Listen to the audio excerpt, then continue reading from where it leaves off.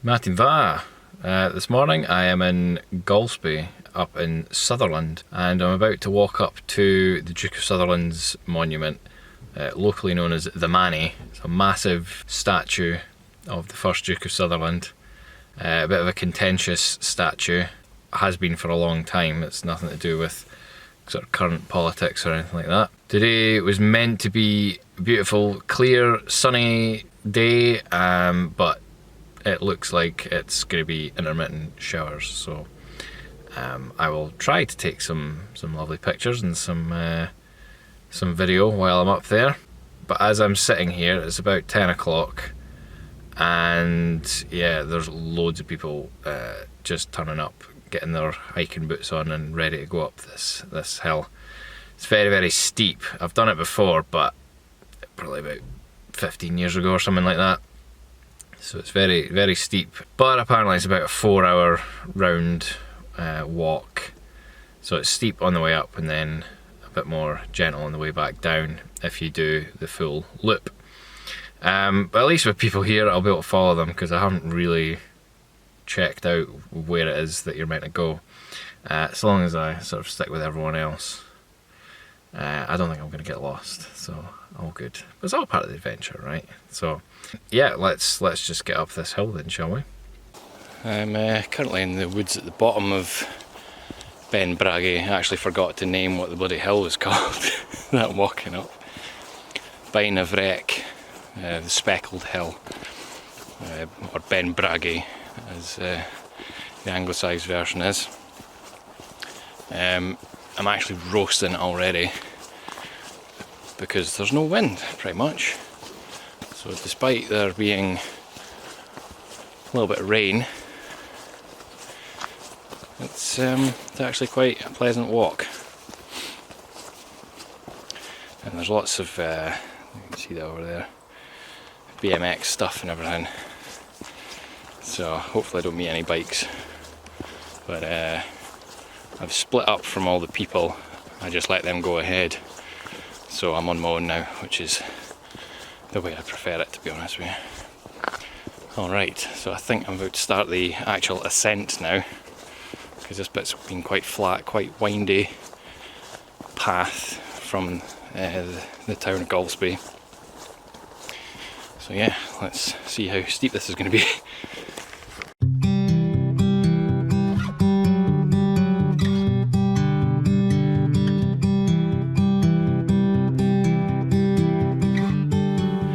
Well, I've probably done another mile or so of that type of track. It's rained intermittently, just a wee bit of smur. Just that, it's that fine rain soaks you through. It's that fine rain that soaks you through, darling. Now we're getting into some serious stuff. Kime path, Ben Bhraggie. Yeah, this is a bit more serious now. It just turns into a wee dirt track. It's going up very steeply. Fun. Might see it at the top. Okay, maha. I'm probably about 3/4 of the way up now, and there's a little kind of bothy. It's not really a bothy. It's just a wee seating, enclosed seating bit.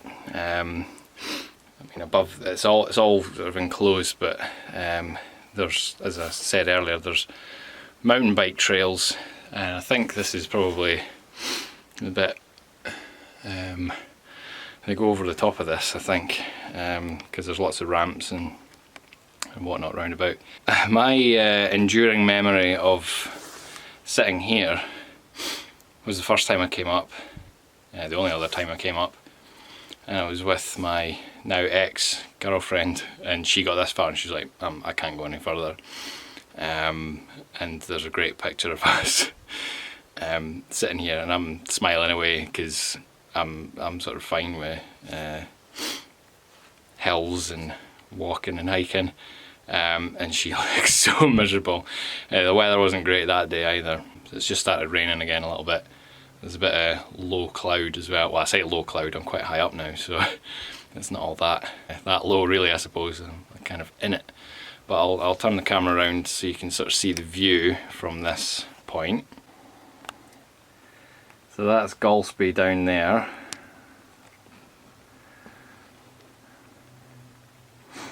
And is that the Moray Firth?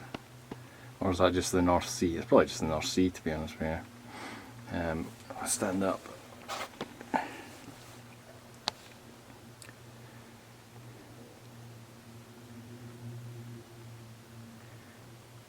I've seen some people now. I saw a couple of dog walkers, but that's been it. Heard some cows mooing in the distance as well. But yeah, it's not too bad a day really. The rain's pretty light. I suppose I would really expect it to stay completely dry. It's Scotland after all.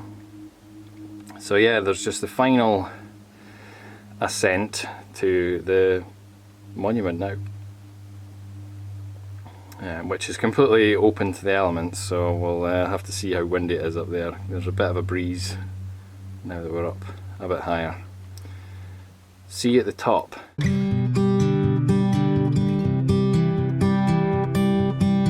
I tell you what, it's quite bleak when you get up here. It's raining, although the rain just seems to have calmed down a little bit just now. I've just had my lunch, waiting for some people to disappear so I could film this. So yeah, I am underneath the monument at the moment. This stuff here is new-ish. I don't remember that being there last time I was up. Yeah, as I say, there's a bit of contention around this monument, so people come up here and will try and knock it down, essentially. They'll come up and chip bits away, hence why they've put this mesh stuff on it. But yeah, it's not very pleasant up here. Now I've stopped, I'm absolutely freezing as well. But yeah, let's have a little wander around while the rain has calmed down somewhat.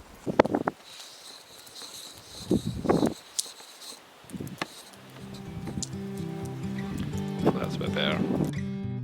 When at the top of Ben Bhraggie, the wind made it very difficult to hear what I was saying, so here's the gist. Here you can see the path I walked to reach the summit.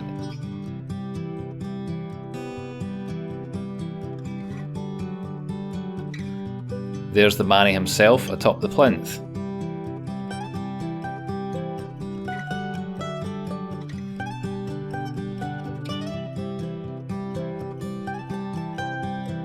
Looking to the south is Loch Fleet and the hills of Craiglia, Grey Rock, Bain Doyle, Donald's Hill and Mial Morag, Morag's Mound. Again, there's the Manny. On the front of the monument it says, George Granville, 1st Duke of Sutherland, born 1758, died 1835, of love, revered and cherished memory, erected by his tenantry and friends. I think some people would disagree with that, but that's a story for later.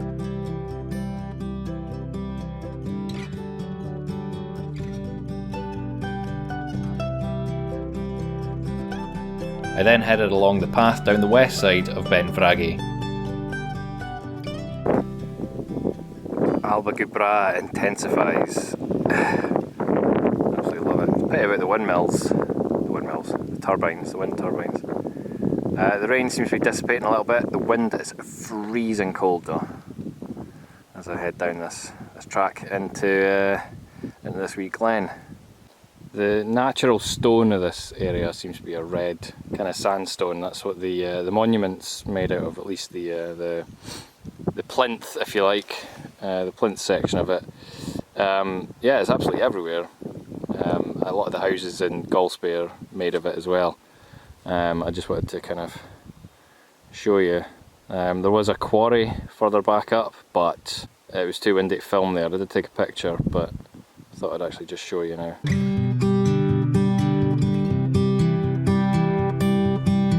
Very quickly, I'm about halfway down and the sun has come out. That's not fair. I wish it was out when I was up the top. Beautiful though. I took a wee detour on my way down Ben Bhraggie along a path marked Glen Viewpoint. After a mile or so, the path came to an abrupt end. This is the view that greeted me. I mean, It's fine, I suppose, but nothing to write home about. Instead, I went to the brow of the hill next to me to get a better view of the glen through very boggy ground, but not after turning round and getting another shot of the Manny. There he is. And the sun's still out, which is nice. But now I'm going to have to walk a mile back to the main path. Oh well, I'm going to see actually what's up on the brow of this hill as well. In fact, let's just go before the battery dies. I've got another battery, it's fine. Let's see.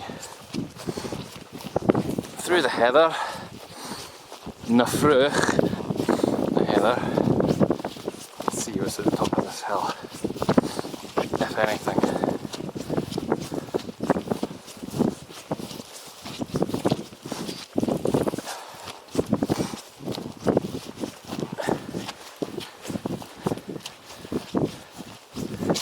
Might be nicer. It's quite boggy.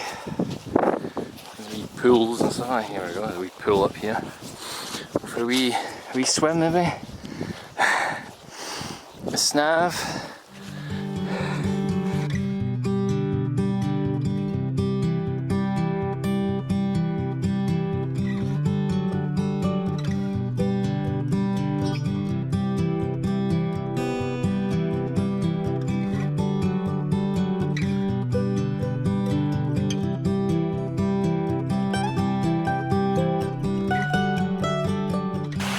I'm in Golspie Woods, I think.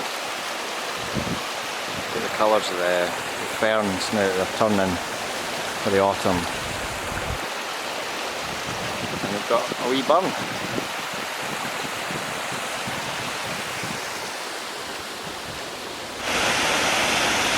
The wee burn is now a waterfall.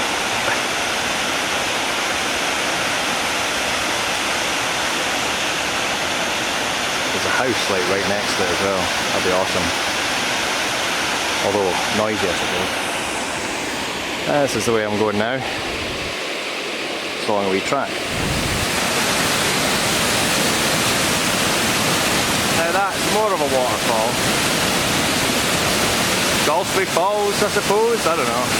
There's no sign saying what it is.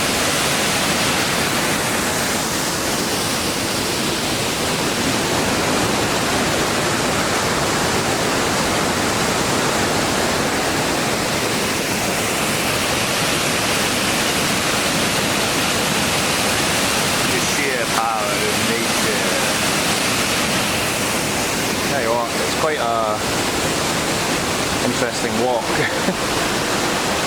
Quite muddy, quite steep.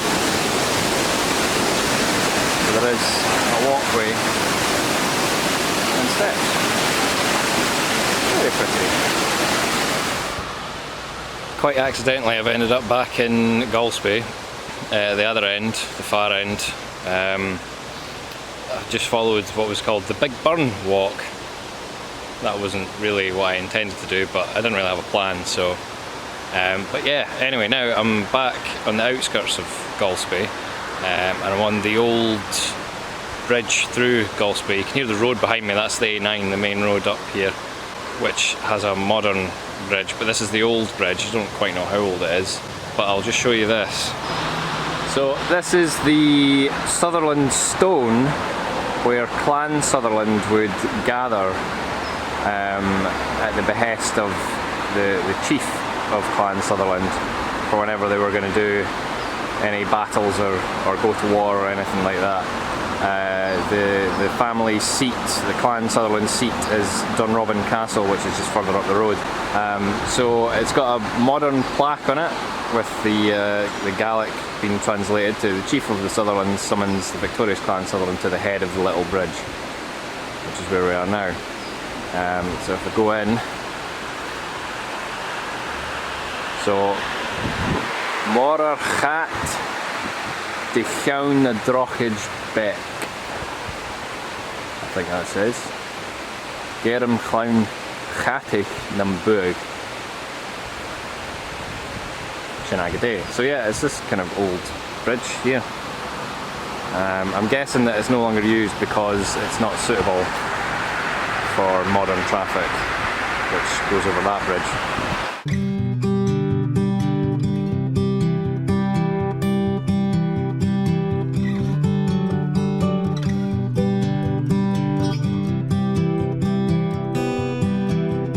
Right, I'm back in the car. So, what did I do today? I went from the car park in Golspie. I went up Ben Bhraggie to the Manny, and I paid my respects. I'll let you decide on what I mean by that. Yeah, so his statue is up there as a testament to himself, the Duke of Sutherland, who was a major instigator of the Highland clearances, which is still a sore point in the Highlands today. The reason that the Highlands are so sparsely populated is partly due to the Highland clearances. This isn't the video where I'm going to go right into the Highland clearances. I'm planning on doing something on it, but it's a massive, massive topic. But long story short, the landowners decided, like the Duke of Sutherland, they decided that, you know what, these people that are renting from us, these tenant farmers, that are just subsistence farmers really, they have a few sheep, maybe a cow or a pig or whatever, and they grow oats, or they grow minimal amount of vegetables and things just to live on. They're not, they don't really make any money, but they have to pay sort of tithes, if you like, or rent to the landowner, to the factor of the estate. It wasn't exactly profitable, and considering we're talking about the early sort of Victorian era, although it did kind of start before that, it really sort of started with the Industrial Revolution, I suppose. They decided that they would make more money from sheep farming, from wool, so they had to basically get rid of the people, because the land was split up into little blocks,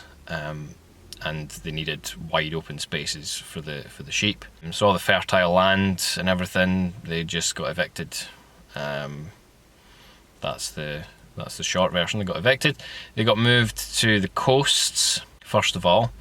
The coasts, so they had to learn how to fish and stuff like that. They never had to do that before. And a lot of the places were on slopes like that, so not exactly great for planting crops and whatnot. There's stories where they had to tether children and animals to rocks to stop them from being blown off the edge into the sea, and that kind of thing. So it was a really hard life. Most people moved to the cities, Edinburgh and Glasgow, Dundee, etc., just where the work was, because Industrial Revolution, yep, that's where all the work was, in the factories and such like.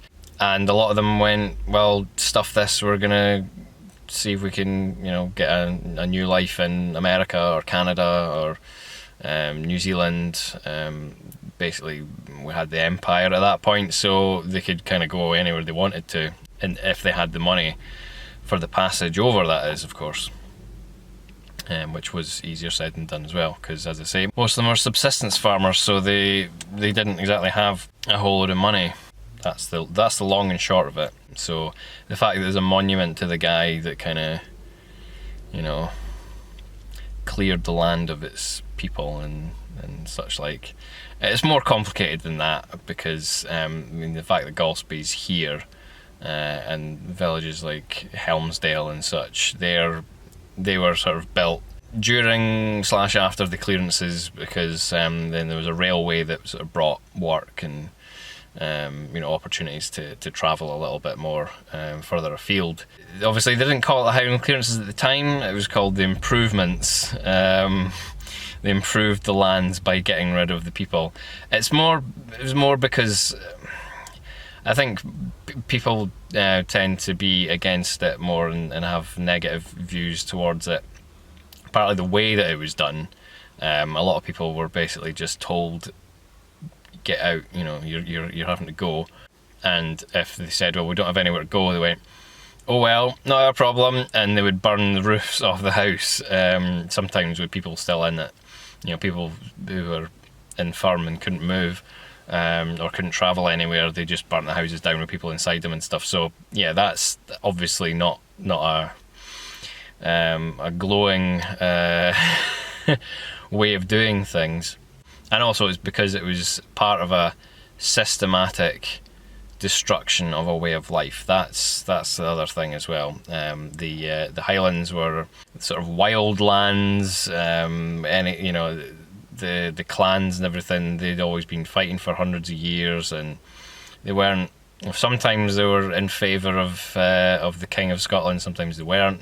Because some of the Highlands and Islands were part of their own sort of kingdom or area anyway that was sort of out with the jurisdiction of the monarchy. So it was kind of to bring people to heel. So after the likes of the Glencoe massacre and then the Battle of Culloden, after that, even the people in the lowlands of Scotland had basically got sick of the shit that was going on in the Highlands, and they needed to be civilised. You know, they had to be forcibly civilised. So that's basically what kind of happened. Was it was just the destruction of a way of life that had existed for hundreds of years. And there's a massive monument to the guy that sort of finished the job, if you like. He's sort of the great architect of the improvements. So the fact that there's a monument up there of him singing his praises and saying, oh, it was raised, you know, the monument was raised by the tenantry and stuff. You're like, was it though? Was it really? Yeah, so a contentious issue, and that's why they've obviously put that mesh stuff on it, is to stop people from wrecking the thing. Well, just fair enough. I mean, I don't live here, so it's not really up to me to decide, but yeah, it's quite an imposing structure to have sort of looking down upon you. But at the same time, how many people in Golspie are actually descended from those that were cleared? I don't know. And I do think if the community decided that they wanted to get rid of it, then that's totally up to them. Although I believe it's still on the Sutherland estate though, so all sorts of permissions and things would have to be, in that case it's not really up to the community, but I can understand why there's a bit of resentment towards it anyway. So yeah, thank you very much for watching. Hope you enjoyed this brief sojourn up Ben Bhraggie and a little bit of Golspie there. And see you in the next video. Please like, share, subscribe, all that kind of stuff. If you want to support the channel, there's ways to do so down below. You can send me a little bit of money if you want, or you can buy some merchandise. Yes. Cheerio and drasta, maha.